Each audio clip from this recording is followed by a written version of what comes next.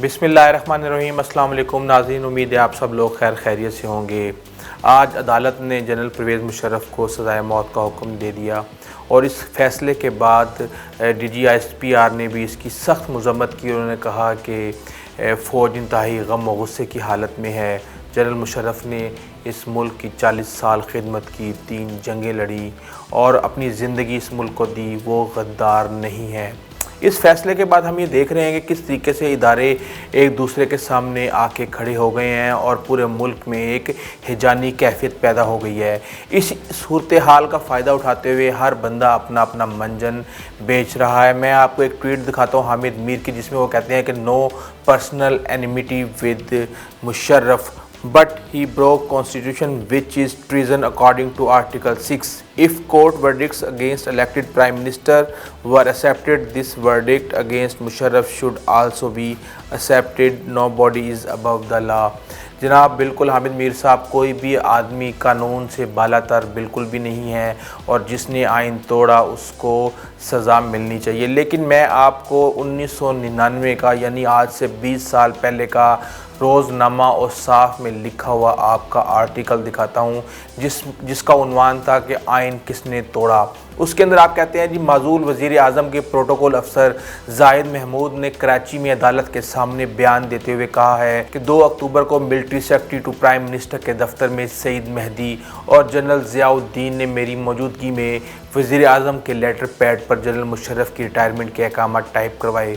4:30 پر وزیر اعظم صاحب ایوان صدر چلے گئے اور 6:24 پر واپس آئے۔ زاہد محمود کے مطابق 5:45 بجے ملٹری سیکرٹری کو پتہ چلا کہ ٹی وی اسٹیشن پر دستے آ گئے ہیں۔ وزیر اعظم نے زاہد محمود کو حکم دیا کہ مشرف کی فلائٹ اترنے کا وقت پتہ کرو اور اس کے بعد پھر شاہد خاقان عباسی جو کہ اس وقت ایویشن کے وزیر تھے ان کو جہاز کا رخ موڑنے کا حکم دیا۔ زاہد محمود نے بتایا کہ سعید مہدی نے طیارے کو نواب شاہ اتارنے کا حکم دیا۔ جنرل مشرف کی برطرفی کے احکامات ایک کرنل اور ایک بریگیڈیئر کی موجودگی میں ٹائپ کروائے گئے۔ اس کے علاوہ میں آپ کو تفصیل بتاتا ہوں کہ کس طرح سیکرٹری افتخار احمد خان جو کہ دفاع کے سیکرٹری تھے ان کو بتائے بغیر اور بغیر نوٹیفیکیشن کے پی ٹی وی پر پرویز مشرف کی برطرفی کی خبر چلائی گئی، جس سے ملک میں ایک طوفان پیدا ہو گیا۔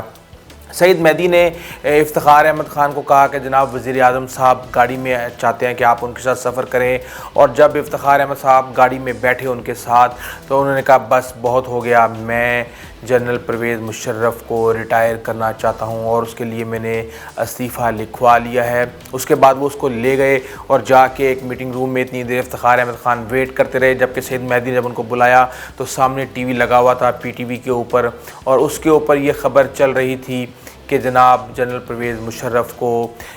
ریٹائر کر دیا گیا ہے، برطرف کر دیا گیا ہے، فارغ کر دیا گیا ہے، جبکہ یہ نوٹیفیکیشن اسی دفاع کے سیکرٹری افتخار علی خان نے جاری کرنا تھا۔ افتخار علی خان نے گاڑی میں بیٹھتے ہی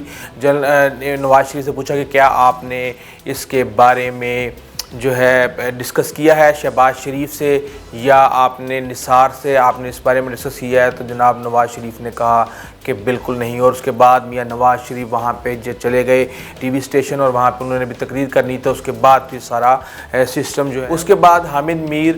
کالم کے اختتام میں لکھتے ہیں کہ یہ پہلو واقعی تشویش ہے، قابل تشویش ہے کہ جنرل پرویز مشرف کو کراچی ایئرپورٹ پر نہیں اترنے دیا گیا، لیکن اس سے بھی زیادہ تشویشناک بات یہ ہے کہ نواز شریف نے وزارت دفاع سے جنرل مشرف کی برطرفی کا نوٹیفیکیشن جاری کروائے بغیر ٹیلی ویژن پر اعلان کر دیا۔ یہ ایک غیر قانونی اور غیر آئینی کام تھا۔ حالات اور واقعات بتاتے ہیں کہ آئین شام 7:30 بجے نہیں بلکہ 6 بجے ٹوٹ چکا تھا، جب نوٹیفیکیشن کے بغیر ٹیلی ویژن پر فوج کے سربراہ کی برطرفی کا اعلان کر دیا۔ اس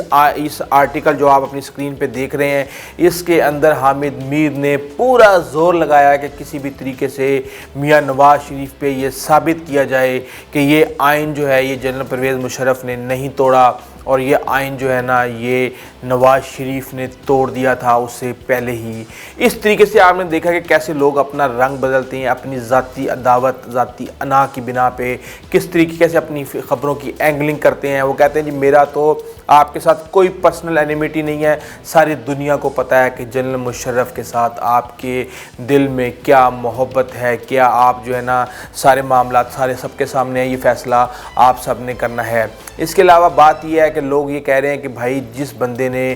3 جنگیں لڑیں اس ملک کے لیے وہ تو غدار ہے، اور جس نے 3 دفعہ اس ملک کو لوٹا کھسوٹا وہ محب وطن ہے، اور اس کو جناب آپ نے باہر بھیج دیا ہے سیر و تفریح کرنے کے لیے، جو روزانہ کالے کوٹ پہن کے جو ہے نا دل کے ہسپتالوں پہ جو ہے نا وار کرتے ہیں، حملے کرتے ہیں، اور جا کے وہاں پہ جو ہے نا اپنی مرضی کی رپورٹیں لکھوا رہے ہیں۔ انہوں نے تو اعلان یہاں پہ تو ایسے کہا جا رہا تھا کہ جیسے جناب وہ ابھی نبض بند ہوئی تو ابھی نبض بند ہوئی، اور جناب وہاں پہ یہی عدالتیں وہاں پہ گارنٹیاں مانگ رہی تھیں کہ جناب بتائیں اگر پیر تک یا منگل تک میاں نواز شریف کو کچھ ہو گیا تو بتائیں کیا حکومت ذمہ دار ہوگی۔ ایک عجیب تماشا مچا ہوا ہے اس ملک کے اندر۔ میں یہ سمجھتا ہوں کہ عدالتیں اپنا مذاق خود اڑوا رہی ہیں اس طرح کے فیصلے کر کے، کہ کس طرح کا طریقے کا ان کا رویہ تھا جب انہوں نے میاں نواز شریف کو باہر بھیجنا تھا۔ اور آپ یہ دیکھیں کہ جتنے بھی لٹیرے ہیں، جتنے بھی اس ملک کے جو ہے نا مجرم ہیں، سب کے سب جو ہے نا ایک ایک کر کے آزاد ہو رہے ہیں۔ پہلے آپ نے دیکھا کہ میاں نواز شریف اس ملک سے چلے گئے، اس کے بعد آپ نے دیکھا کہ مریم نواز کی بیل ہو گئی، اس کے بعد آپ نے دیکھا کہ کس طریقے سے مقدمے چل رہے ہیں شہباز شریف کے اوپر، ان کی پراپرٹیوں کو سیز کیا جا رہا ہے، اور اس کے بعد ان کی پوری فیملی اس ملک سے بھگوڑی ہے، لیکن ان کو پھر کہا کہ جناب جائیں آپ اپنے بھائی کو لے جائیں اور وہاں پہ ترچیاں ٹوپیاں آپ مارک اینڈ سپینسر پہ ڈھونڈیں اور جا کے وہاں پہ انجوائے کریں، اور وہاں پہ جا کے وہ لوگوں کو یہ کہہ رہے ہیں کہ بس 2 مہینے ویٹ کرو، عمران خان اپنے گھر چلا جائے گا اور ہمارے حالات بدلنے والے ہیں۔ اور اس کے ساتھ خواجہ آصف بھی لوگوں کو آنکھیں دکھا رہے ہیں کہ ہم نے چہرے پہچان لیے ہیں، ہم چہرے بھولیں گے نہیں۔ مجھے لگتا ہے بیک گراؤنڈ میں کوئی نہ کوئی گیم لڑ رہی ہے، لیکن اس یک طرفہ فیصلے نے جنرل مشرف کو سزا دینے کے حوالے سے میرے خیال سے کہا یہ جا رہا ہے کہ مشرف کو بالکل بھی ڈیفینس کا موقع نہیں دیا گیا۔ آپ یہ دیکھیں کہ وہ ببلو اور ڈبلو جو کہ میاں نواز شریف کے بیٹے ہیں، حسن اور حسین ہیں، انہوں نے اس ملک کو لوٹا، ان کو عدالت نے بلایا کہ آئیں اور آ کے بتائیں کہ جناب یہ اربوں کی پراپرٹیاں کہاں سے آئیں آپ کے پاس، اور وہ کہتے ہیں کہ جناب ہم تو اس ملک کے شہری ہی نہیں ہیں جناب، ہم تو برطانوی شہری ہیں، تو آپ تو ہم سے پوچھ نہیں سکتے۔ کسی نے کچھ نہیں پوچھا، اس کے بعد دوسرا سوال ہی نہیں کیا کہ جناب کون مجرم ہے، کس نے اس ملک کو لوٹا ہے، یہ پیسہ کہاں سے آیا، یہ اس کے باپ کا پیسہ تھا۔ ہاں یہ اس کے باپ کا پیسہ تھا جس کا نام میاں محمد نواز شریف تھا، جو اس ملک کا 3 دفعہ وزیر اعظم رہ چکا اور جس کے اوپر کرپشن کے بے تحاشا نہ صرف مقدمات ہیں بلکہ عدالت میں وہ سرٹیفائیڈ چور ثابت ہو چکے ہیں، اور جناب ہماری عدلیہ کے معزز چیف جسٹس نے ان کو مافیا کے ڈان کا سرٹیفکیٹ بھی دے دیا ہے۔ اس کے علاوہ میں آپ کو بتاؤں کہ عام طور پہ کہا ہی جا رہا ہے کہ یہ جو فیصلہ ہے یہ آئین کی بالادستی کے لیے ہے، آئین کے تحفظ کے لیے ہے، لیکن مجھے یہ لگ رہا ہے کہ اس معاملے میں آئین کے ساتھ کھلواڑ کر دیا گیا ہے۔